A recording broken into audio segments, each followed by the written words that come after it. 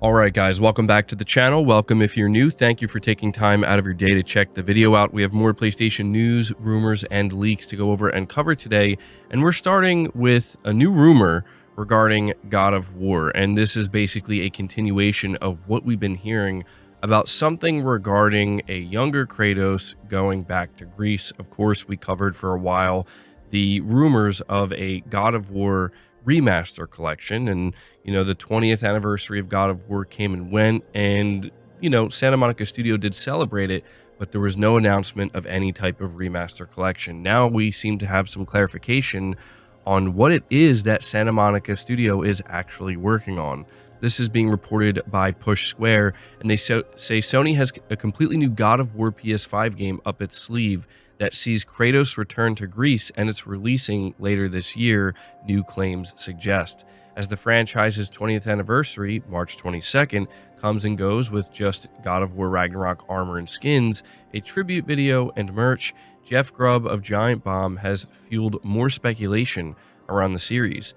In a series of Blue Sky posts, he states that there's still a Greek God of War thing coming out this year, but it's not a remaster collection. It's a new side story project. When someone questions the scope of the project in relation to the mainline entry, Grubb says to set your expectations lower. This suggests it could be a title of similar size to something like Marvel's Spider-Man Miles Morales. So this is something that I think is definitely worth covering, mainly because Jeff Grubb is not the only source that we heard from this year claiming that Santa Monica Studio is doing something with a young Kratos going back to Greece. We actually heard from Tom Henderson, one of the industry's most reliable sources. He said that he heard something similar, that Santa Monica is developing something with young Kratos going back to Greece. And this is interesting, right? Because we are apparently going to see some kind of AA style game that's similar in size and scope and scale to something like Miles Morales or Uncharted: The Lost Legacy for God of War. And I think this would actually be great, because I've been saying for a while now that I think Sony and their teams need to try to make more of these types of games in between the bigger, massive AAA titles. But you do have to wonder how they're going to pull this off, right? What is it going to be that allows us to play as young Kratos again? Apparently it's not going to be a remake, it's not going to be a remaster, it's going to be something original, but again, starring younger Kratos and set back in Greece. You do have to wonder what it is they're going to do here story-wise, but this actually sounds great to me. I'll be honest, if this is something that gets revealed this year and actually ends up dropping before the end of the year, I'm going to be all over this. So yeah, we do need to take this with a grain of salt. Of course, it is still just rumor territory, but it would explain why these rumors have been so persistent about some type of God of War collection or remaster or whatever, because it just seems like there is actually something being worked on. It's just not this type of remaster packaged collection that so many people expected it to be. And it does seem like maybe with the insiders, there was a bit of confusion where there was a collection after all, a Dark Odyssey armor collection for Ragnarok.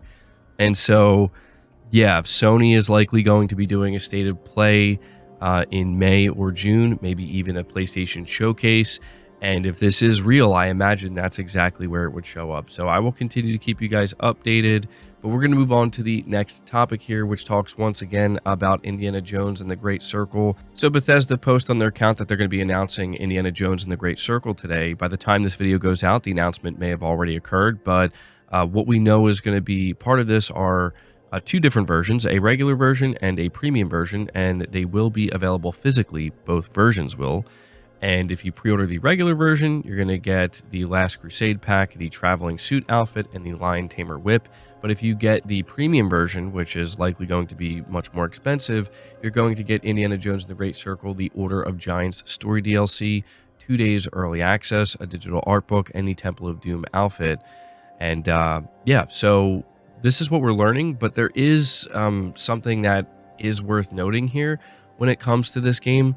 They say here further information has confirmed that physical editions of the PS5 game will include a Blu-ray disc, although an internet connection will allegedly still be required in order to download the game and its content.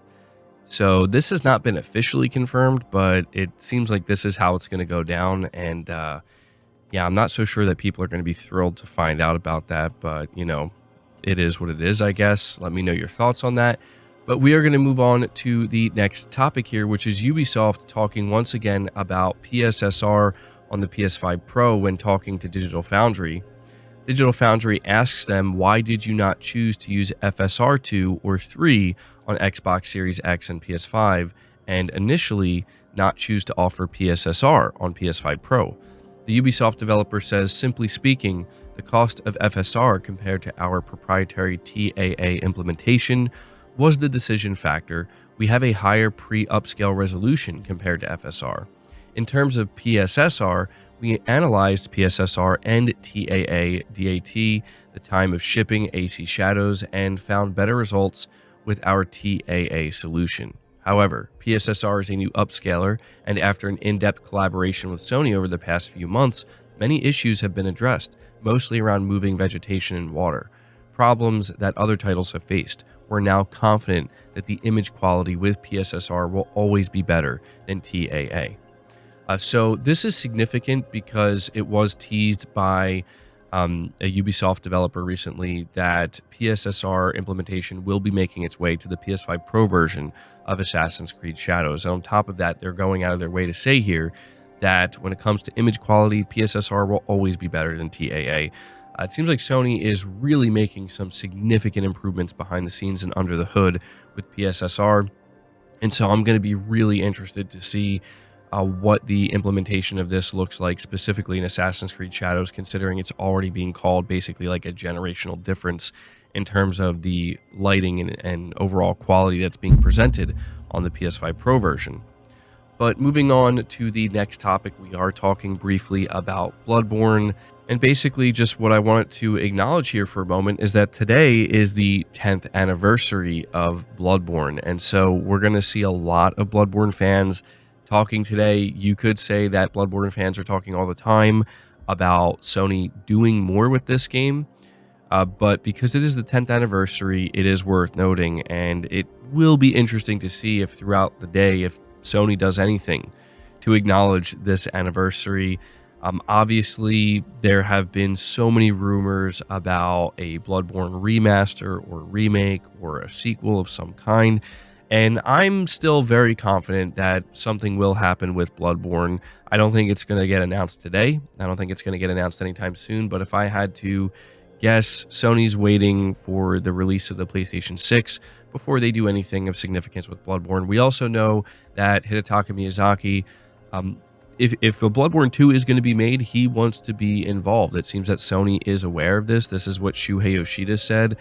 He said he's not revealing any new information, but basically, like, Sony is aware that this is a game that Miyazaki wants to be directly involved with, and so it's just a matter of kind of like timing. Like, when is the scheduling going to match up to where he's going to be free to make the sequel? Sony seemingly doesn't want to pursue anything with Bloodborne without Miyazaki, and I think that's wise. I don't know that it would be a good idea for Sony to try to push to do like a sequel to Bloodborne or something like that without From Software and Miyazaki's involvement. But there you go. Bloodborne is officially 10 years old. Let me know your thoughts on that. But the final topic here is a journalist apologizing for adding fuel to the Final Fantasy XVI flopped on PS5 fire. Quite the headline from Push Square. They say, when a game gets the stench of failure, it can be hard to shake. We saw this in the most extreme instance with Concord, a game that admittedly had plenty of faults, but just couldn't shake the bad reputation attached to it. Final Fantasy XVI has never been the victim to such extreme treatment, but there has been a recurring sentiment among fans and the media that it's a flop. Square Enix hasn't exactly helped matters, at one point appearing to blame slow uptake of the PS5 as for the reason of its shortcomings. PS5 has actually been selling roughly on pace with the PS4, although the stock shortages were still a factor when the game first launched in 2023.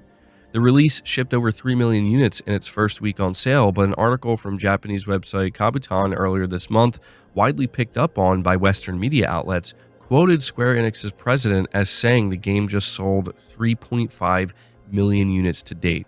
That would mean, if accurate, it had sold little more than 500,000 units since launch, including on PC, where it released in 2024. Many use this data to justify their feelings about the game and its timed exclusivity, but an update issued by Kabutan has now revealed that Square Enix's CEO never said those numbers at all. Quote, "The original article stated that the number of copies of Final Fantasy XVI was spoken by Square Enix president at the financial results briefing, but this was based on Toyo Security's own estimate and was an incorrect statement by the author. The site has since said we apologize for the correction." And so, yeah, I thought this was worth noting because this immediately brought up further discourse regarding not only Final Fantasy 16, but specifically exclusivity. A lot of the same people just jumping, on the bandwagon, piling on, being like, yup, FF16 failed because it was a timed exclusive on PS5. This is Sony's fault, blah, blah, blah. Exclusivity is bad. And they use this as proof, but it turns out that it was just flat out completely incorrect, to the point where the journalist that said this had to issue an apology.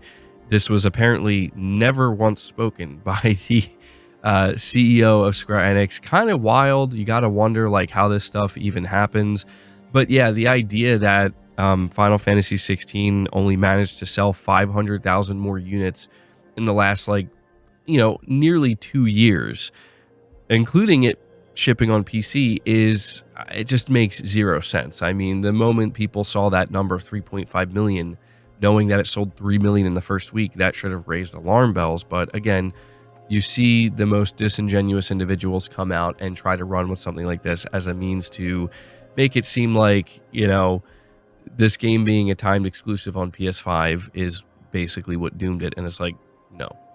Anyway, guys, that's going to do it for the video. I hope you enjoyed it. I hope you found it informative. If you did, leave it a like, subscribe if you're new, hit the bell notification icon, and feel free to share the video out on top of all that. But until next time, guys, take care.